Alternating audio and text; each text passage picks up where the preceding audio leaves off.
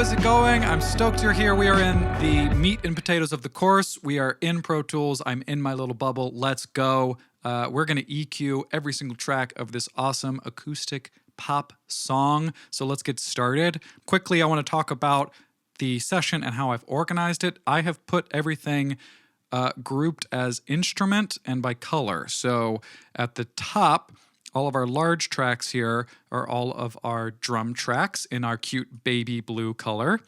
And then scrolling down, we have our two bass tracks, which is the orange tracks. Next, we have acoustic guitar, our green track.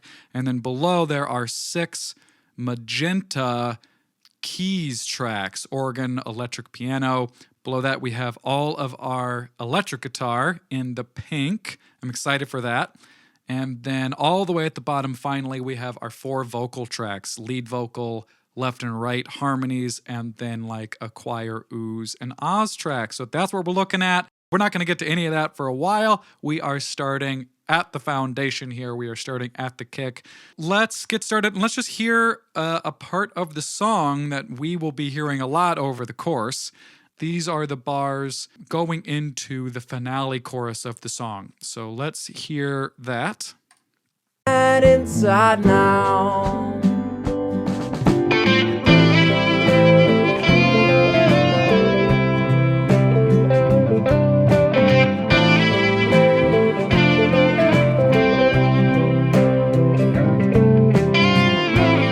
Cool. Great. Sounds awesome. So there's a lot going on there that we will fix over the course, but right now we're just going to be thinking about the kick. So let's hear the kick in isolation.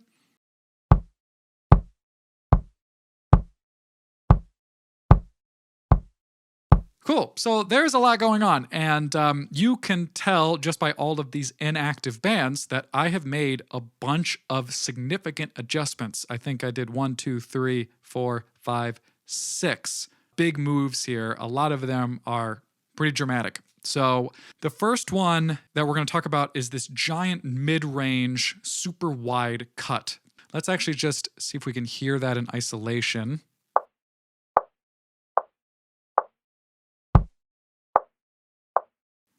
So I'm making a significant cut in that range, and it's a wide cut. I mean, looking at it, it's maybe like 350 hertz all the way to like 2K.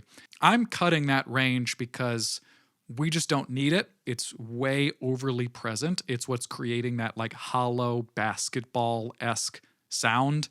And with the kick, what we're going for is a present and impactful low end, a present attack sound, which usually exists around like 7 or 8K hertz, to make sure that our kick cuts through the mix.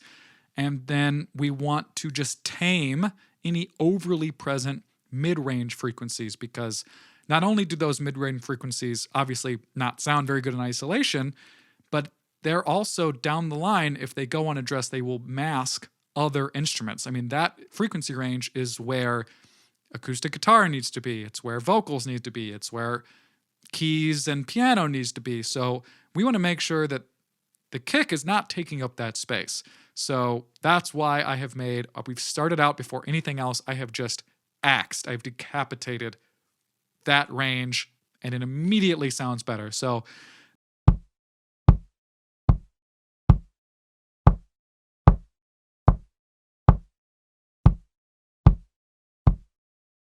next, we are going to move on to the low end. Let's see what boosts I have made.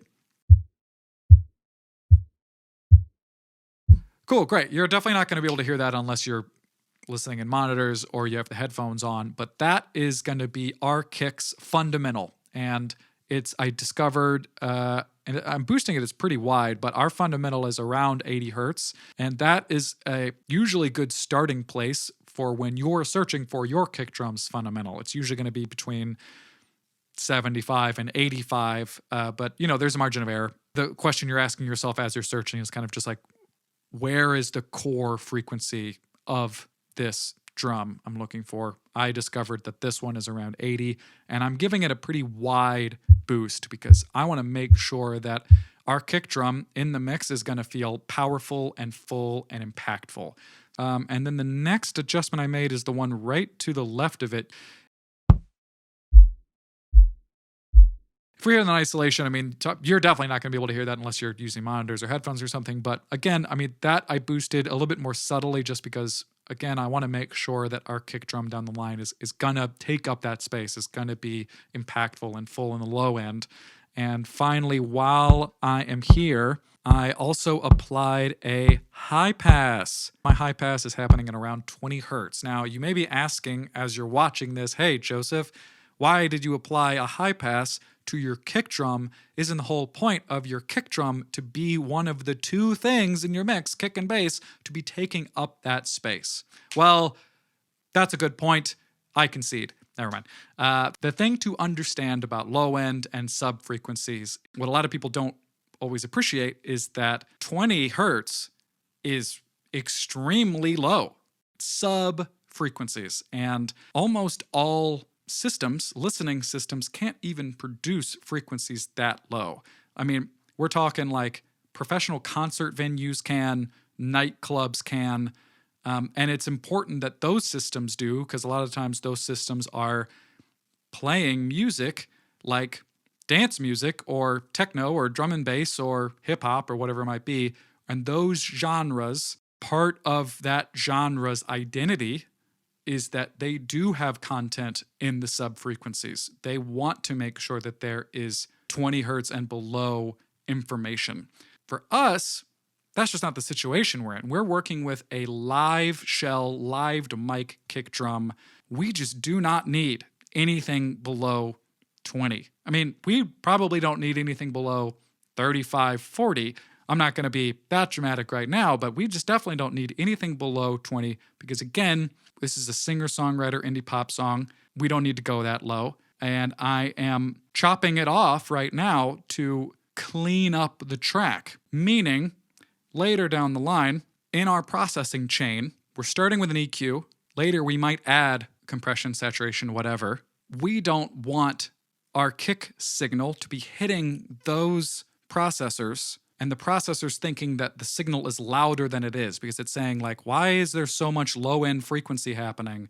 Oh, this must be louder. Oh, it's gonna affect the processing a little bit differently. I mean, the difference would be subtle, but that's not worth the risk. We want to make sure our processing chain is super clean. So we're just going to start off the bat. We're going to kill what we don't need. We know we don't need anything below 20. Doesn't match the genre. Doesn't match the actual track. Bam, it's killed. That's what's up. Okay, that's my spiel on high passing a kick drum. Let's move on. Next is I want to highlight these low mid frequencies. So I have this band here that I'm going to sweep around so we can just listen to what's happening in those frequencies.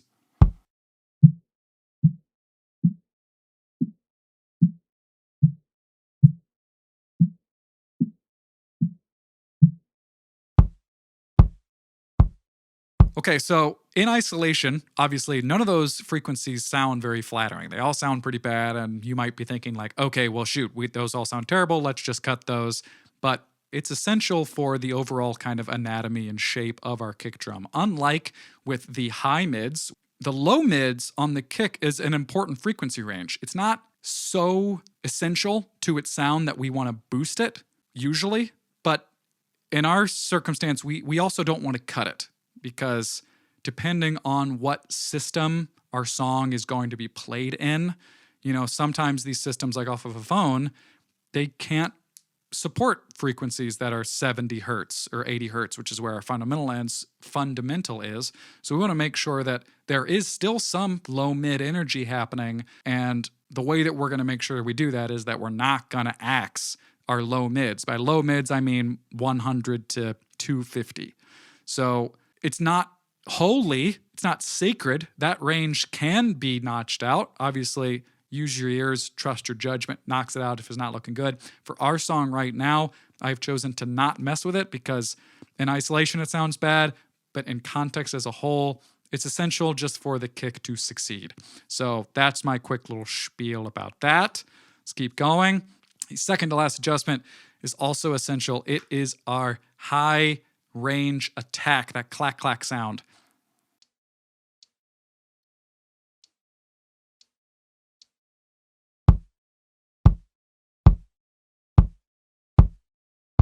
that frequency range, it's around 8K hertz, and that is going to be where our attacks like clack lives. Literally the sound of the beater hitting the head of the drum. It's going to be essential that that range is emphasized. We want to make sure our kick cuts through the mix. If our kick has no high-end attack, then it's just going to sound like a submarine. It's just going to be like dum, dum, dum, dum, dum. That is going to be pretty easily buried by everything else that's happening in the song. So we want it to feel powerful on the bottom, but we need to make sure that it has that high-end clack, clack, clack attack, just so it cuts through. We want to make sure our mix will cut through.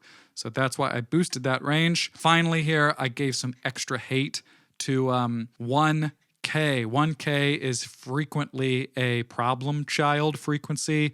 It's a common culprit. In our drum track here, it's just not helpful. I don't want it. We don't need it. So I gave it some extra hate, extra notch out. So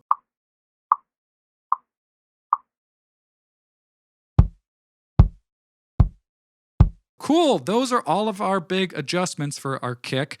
Let's just close it out by listening to some before and after. So here is before. Okay. Kind of flat and nasally. After. Boom. Way more powerful attack. Cleaner. Great, cool, good job. I'm stoked on this. So I also want to close out by saying something about mixing in context, and this is kind of applicable for everything about drums, is that, ideally what we want to be doing whenever we're EQing or mixing anything, we want to spend relatively little amount of time in solo, mixing a track in solo. We want to make adjustments in solo and then unsolo stuff so that we can listen to how the track is sitting and feeling and behaving in the context of the entire song. For where we're at right now, we're at drums. We're at the kick. We're at the very top. So we don't have a lot of context to go off of, which is all good. For right now, we're just mixing this kick in isolation. We're just trying to get this kick sounding the best that it can sound on its own in a vacuum. And then later, after we have done guitar and keys, we can always jump back to the kick and be like, oh, okay, well, great. So now that we're in context, it looks like we might need some more low end, or maybe I killed the mid-range too much, or we need more attack or whatever it might be. So that's kind of how I think about it. We're just mixing in isolation with the understanding that we will get more context as we go, and we can always jump back and fine-tune things. But for right now, I am more than happy with this. I think we're good to go to move on. So I will see you in the next video where we'll tackle snares. See ya!